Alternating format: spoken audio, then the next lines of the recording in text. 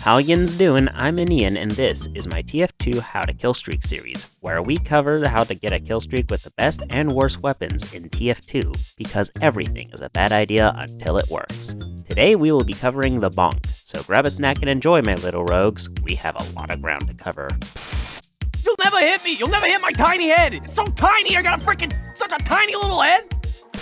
The Bonk is an interesting weapon for the Scout, since unlike the previously covered weapons in this series, it can't get kills directly, meaning its usefulness in getting a killstreak is pure utility. But I'm getting ahead of myself here.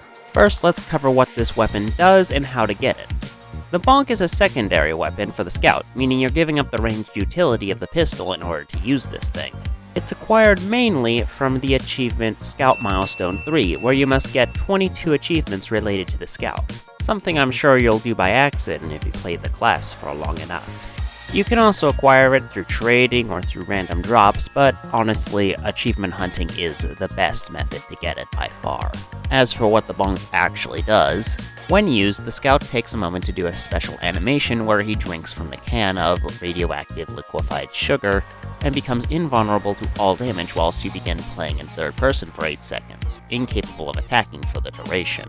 Please bear in mind that your cans are on a cooldown, meaning you can't just keep chugging a Bonk right after the other unless you're right next to a resupply cabinet in the spawn. So don't get any ideas of thinking that you can just run around the map constantly invulnerable to all damage. On the subject of stuff you can't do while under the effects of Bonk, capping the intel in any capacity. That's right, you cannot capture the point, carry intelligence, or even use the Bonk while carrying the intelligence on a capture the flag map. So while the Bonk can get you to the point safely, it won't help you cap the point in any capacity. Also bear in mind that after the invulnerability wears off on the Bonk, you'll be forced to deal with a 5-second slow debuff based on how much damage you tanked during the effects. This means while using this item, you have to be smart about it. If your plan is just to run straight through the enemy team and stand on the point and start capping the moment the invulnerability wears off, yeah, you can get the point, but you'll be under a massive slow debuff from having the entire team shoot at you, meaning you won't be able to run away when they just start shooting at you now because you're effectively under a Natasha Heavy's fire. Also bear in mind that during the animation where you drink the Bonk, you're not invulnerable, and this animation can be interrupted by, say, flare pyros. So while this thing can get you out of sticky situations, you kinda need to make sure that the enemy isn't actively shooting at you whilst you drink it. Also, if you're trying to use this to get out of certain death situations, while yes, this will save you from afterburn, it won't stop the pyro from following you, so, something to bear in mind as you go to the nearest health kit. One good use out of this weapon is actually body blocking, making it physically impossible for enemies to do damage to your teammates as you stand right in front of them, since for most weapons in the game, you can't shoot through multiple people at once with it. But how do we get a killstreak proper with this thing? Well, let's cover that next. Since the Bonk is incapable of getting kills on its own, we need to consider our other weapon slots and what we put in them more carefully than we did with the previous episodes in this series. And I know exactly what several of you are already thinking. Let's go fishing for taunt kills. And while this isn't necessarily the most effective or reliable method, it's at the very least a fun one. It's also the most commonly used one you'll see in pubs, so we'll cover that first, just so people won't complain about not mentioning it. The first thing you need to consider is the duration of the taunt kills animation, that being 5 seconds for the Scout, the longest taunt kill animation in the entire game. This means that you'll have exactly 3 seconds between using your Bonk and performing the animation to kill any player who thought standing perfectly still for 5 seconds outside of spawn was a good idea. Ideally, however, you'll be using less than that time frame to get in position and kill your target in order to ensure you have a few seconds to get out of there before your victim's teammates decide to kill you in retribution. Speaking of the enemy team, please bear in mind that they can interrupt the animation by either air blasting you, shooting at you, or otherwise just causing knockback of some kind to apply to you in order to make sure you're no longer in range to melee kill anyone with your taunt. As for what weapons to taunt kill with, you have exactly 2 options, the Sandman and the Atomizer. The Sandman is objectively the worst of the two. Reducing your maximum health is a massive penalty, and there's only two pros to the Sandman over the Atomizer. First and foremost is the Ball, which applies a small slow debuff that barely gets noticed by players. The other pro is it does slightly more damage than the Atomizer. However, when you're going for taunt kills, the only situation where you would get a kill with the Sandman instead of the Atomizer is with an overhealed heavy using the Deluxe bar. Meanwhile, the Atomizer grants you a triple jump while deployed, something that'll open up flank routes that were otherwise inaccessible to you, not to mention improving your escape potential. So let me ask you, what sounds more useful to you? The ability to maybe taunt kill a heavy at full health using a specific weapon that they may or may not have equipped in the first place?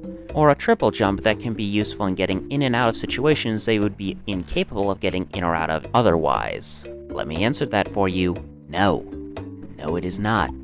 Go with the Atomizer if you can, every single time. If you're trying to kill an overhealed heavy using the Deluxe bar, you're going to die. I don't care if you're using the Bonk, you're going to die. But back to getting taunt kills with the Bonk. Something you need to bear in mind when using the Bonk for taunt kills is that you're incapable of switching weapons while under the Bonk's influence. When you drink the Bonk, you switch back to the weapon you previously had out before you pulled out the Bonk. So make sure that weapon was your melee if you're going to taunt kill. The best advice I can give players who are trying to do this more consistently is to stop using the mouse wheel to switch your weapons and start using the number keys instead. For those unfamiliar, you'll need to hit 3 in order to switch out to your melee weapon, and then 2 to switch to the Bonk. Due to the Scout's 5-second long taunt kill animation, however, you will still find it very difficult to actually get kills with this. However, on more casual servers, such as 2Fort, there is a unique way of getting a kill streak that is a tad unorthodox, though kind of hilarious in a mundane way. You see, on more casual and friendly servers, such as most 2Fort games, players will often laugh at you occasionally instead of trying to kill you for taunt killing them. And while they're taunting, you can kill them with your scattergun rather quickly before their own taunt animation ends. And unlike you, they're not going to have Bonk 99% of the time to save them. As for what primary to use alongside the Bonk, there's really no particular synergy. I, for one, am partial towards my bot killer scattergun and use it by default for most Scout gameplay. However, the Soda Popper is a viable alternative since you can use its hype meter as a way of getting around and taking even more insane flanks while invulnerable. In my experience, the Bonk is best used just before you take a dangerous flank route to ensure you don't die whilst en route to your actual objective. However, the absolute best way to use the Bonk, in my opinion, is to use it as a get-out-of-death-free card, since, as long as you aren't killed while drinking the Bonk, you will be able to get out of just about any tight situation at low health. Or full health, possibly, depending on the situation. All in all, I give the Bonk a discount Dead Ringer out of 10. Because, just like the Spy's Dead Ringer, this is the perfect item to have before, during, and after a bad idea. And while newer players will just use it as a get-out-of-jail-free card, skilled players will be able to use it to get into the back lines and wreak havoc on teams. And if you're wondering which one I'm talking about, the Bonk or the Dead Ringer, the answer is yes. That's all for now. Like the video if you did, comment what weapons you want to see me cover in the future, and subscribe if you don't want to miss the next one. I've been Ian, and this has been my TF2 How to Kill Streak Guide to the Bonk. And stay tuned, the overdose is coming up next.